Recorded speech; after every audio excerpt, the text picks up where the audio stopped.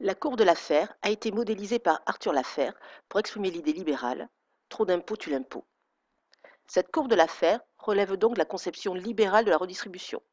Celle-ci est considérée comme inefficace car elle réduit l'incitation au travail et à l'investissement. Cette désincitation s'explique à la fois par le rôle des prélèvements obligatoires, cela sera donc la courbe de Laffer, mais aussi par le rôle des transferts et des aides sociales. Ainsi, la courbe de Laffer va montrer les effets négatifs d'un taux de prélèvement obligatoire élevé. C'est une idée ancienne. Déjà, Adam Smith, dans La richesse des nations, écrivait « L'impôt peut entraver l'industrie, au sens du travail, du peuple ». Laffer va alors mettre en évidence une relation entre deux variables. Première variable, le montant des impôts ou celui des impôts plus les cotisations sociales, c'est-à-dire les prélèvements obligatoires.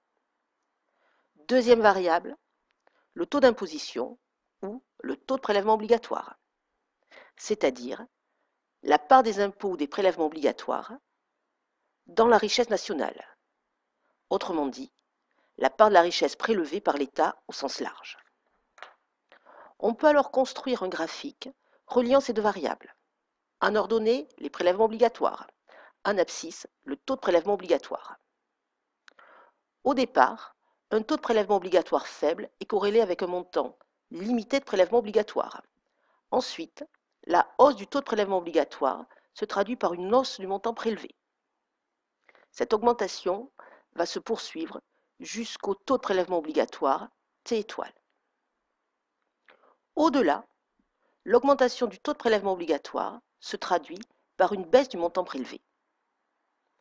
Ainsi, on peut avoir le même montant de prélèvement obligatoire pour des niveaux très différents de taux de prélèvement obligatoire.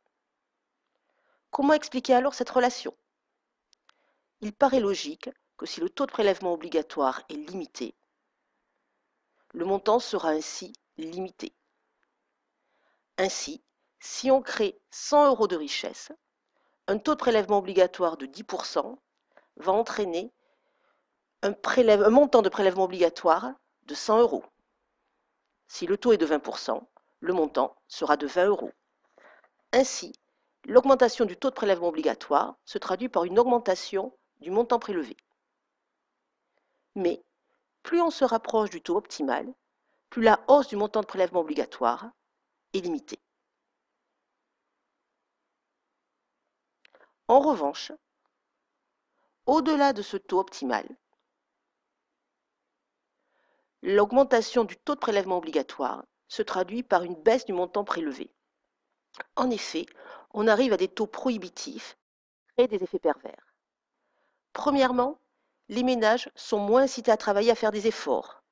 En effet, ils sont persuadés qu'une partie de la richesse qu'ils ont créée sera prélevée par l'État.